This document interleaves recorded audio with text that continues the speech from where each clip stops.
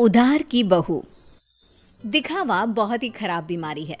कहते हैं ना, जिसे दिखावे की बीमारी लग जाती है उसका कहीं कोई गुजारा नहीं है।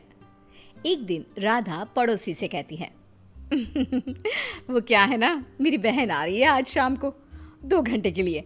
वो जो आपका सोफा है ना, काला वाला लेदर का वो ज़रा मैं अपने घर में रखवा सकती हूँ क्या? हाँ, पर बहन के लिए हमारे घर का सोफा क्यों? वो क्या है ना, मैंने उन लोगों को बताया कि ये सोफ़ा मैंने लिया है, तो मुझे क्या पता था कि वो घर ही आ जाएगी। प्लीज़, ये मेरी इज्जत का सवाल है। अब भाई सवाल इज्जत का है तो क्या किया जा सकता है। दे देती है पड़ोसन सोफ़ा राधा को, लेकिन सोफ़ा देते वक्त देखिए राधा जी, ये सोफ़ा मैं आपको सिर्फ 2 घंटे के लिए दे रही हूँ, लेकिन इसे गंदा ना होने दे। और हाँ, बच्चे बैठे तो संभल कर, ज़रा सी नुकीली चीज़ लगी नहीं तो सोफ़ा ख़त्म। अरे कैसी बात कर रही हैं, कैसी बात कर रही हैं आप? दूसरों की चीज़ों को कैसे संभाला जाता है अच्छे से जानती हूँ मैं। हाँ, खैर दिखावे के लिए ही सही सोफ़ा पहुँच जाता है राधा के घर और शाम को आ जाती है बहन। मासी मासी कैसी है आप? वाओ, कितना प्यारा सोफ़ा है। वाओ, ये तो बिल्कुल फिल्मों जैसा है। ये बोलकर बच्चे सोफे पर कूदने लगते हैं कि राधा, अरे नहीं नहीं नहीं, सोफे पर मत कूदो ना बेटा, ना ना ना। राधा की बहन समीरा बोल पड़ती है, वाह दीदी वाह, ये सही है। मेरा बेटा थोड़ी देर खेल भी नहीं सकता क्या? अरे नहीं नहीं, वो बात क्या है ना कि सोफा थोड़ा थोड़ा क्या राधा, कहाँ से आया ये सोफा? क्या बात है दीदी, जीजा जी को बताए बिना सोफ़ा खरीद लिया क्या? वो क्या है ना, मैं जा रही थी धनिया खरीदने, रास्ते में मुझे ये सोफा अच्छा लगा तो मैंने खरीद लिया। वाह दीदी, ये तो लाखों का लग रहा है। राधा तो अब अपनी तड़ी में आ जाती है। लाख? लाख क्या अमाउंट है मेरे लिए? अरे कई बार तो मैं चौक तक रिक्शा लेती हूँ और मन कर गया तो फ्लाइट से मनाली मसूरी घूम कर आ जाती हूँ। हाँ। देखो, देख रहे हो मेरी दीदी के पास कितना पैसा है?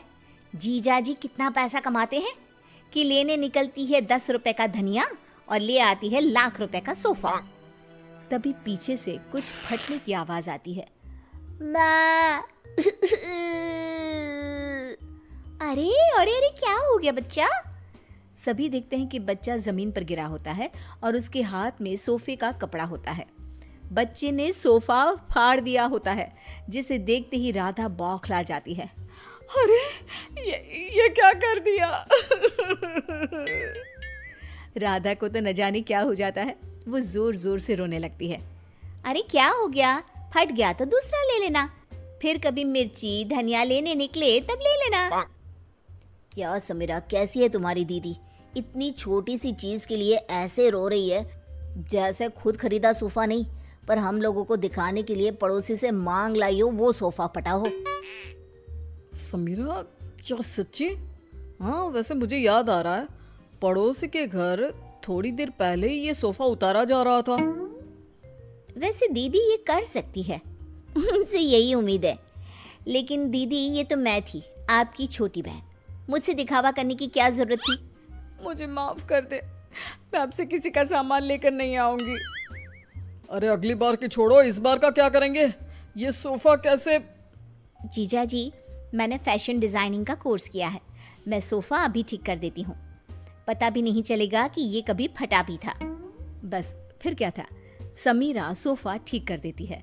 सोफा पड़ोसन के घर चला जाता है, उसे कुछ पता नहीं चलता और राधा कान पकड़ती है कि वो अब से किसी का कुछ भी उधार नहीं लेगी। लेकिन फिर एक दिन राधा की सहेली, यार राधा, कितना वक्त हो गया, हम लोगों ने बात भी नहीं की, कैसी है तू? मैं तो मस्त हूँ, तू बता क्या चल रहा है, कहाँ घूम रही है? अरे कुछ नहीं, बहुत समय हो गया था तो सोचा तुझसे मिलने आओ, तो खाना बना लेना, मैं और मेरी ननद आएंगे खाने पर। और हाँ, मेरी ननद ना बहुत बड़े घर की है, तो थोड़ा स्टेटस देख लेना। हाँ। अरे कैसी बात कर दी, वो तो तू ना भी बोलती ना तो मेरा स्टेटस खुद बोलता। वैसे भी यार मैं बहुत रईस हूँ। हाँ, तूने मेरे सोशल मीडिया नहीं देखी क्या? अब क्या था, राधा के घर उसकी सहेली आ रही थी, तो जो वो दिखावे वाला कीड़ा था ना, फिर से उछाले मारने लगता है। राधा किचन में जाती है जहाँ पर हाय रे, मेरे पास तो ये सिंपल सा डिनर सेट है। अब कैसे मैं उसे अपना हाई प्रोफाइल वाला स्टेटस दिखाऊंगी। एक काम करती हूँ, वो जो नई पड़ोसन आई है उसके घर से ले आती हूँ, कम से कम इज्जत तो बनी रहेगी। राधा पड़ोसन के घर जाती है और देखती है कि सामने ही शोकेस में महंगा वाला डिनर सेट लगा होता है। वो क्या है ना, मेरे घर में कुछ ज़्यादा ही लोग आ रहे हैं, तो वो नीला वाला डिनर सेट आप मुझे दे सकती हैं प्लीज़। पड़ोसन नई होती है, मोहल्ले में जान पहचान बनाने के लिए बिना ज़्यादा बोले वो डिनर सेट तो दे देती है, लेकिन देते वक्त आप ले जाइए, बस ये ध्यान रखिए कि ये रोम से आया है, मेरे पति लाए थे, तो लाखों का है ना। लो कर लो बात, वो तो देख कर ही लग रहा है। क्या है ना, मेरे पति भी विदेश का ही सामान घर पर लाते हैं। मेरे पास सेम टू सेम था, पर पुराना हो गया था ना, तो मैंने नौकरानी को दे दिया था। हाय रे सच्ची, मेरा तो 10 साल हो गया, पर आज भी हाथ कांपते हैं किसी को देते। खैर, डिनर सेट लेकर राधा घर आ जाती है। मेहमानों के सामने प्लेट रखती है तो सहेली की ननद बोल पड़ती है, अरे ये डिनर सेट तो बहुत ही खास लग रहा है, कहाँ से लिया? रोम। रोम से लिया है, लाखों का है। यार सच्ची मानना पड़ेगा, तूने तो बड़ा स्टेटस मेंटेन रखा है, क्यों? तभी ये क्या, एक बार फिर किस्मत खराब, ननद के हाथ से प्लेट गिर जाती है और टूट जाती है। हे भगवान, ये क्या कर दिया। इट्स ओके, होता रहता है यार, डोंट रिएक्ट सो मच, उसे बुरा लग जाएगा ना।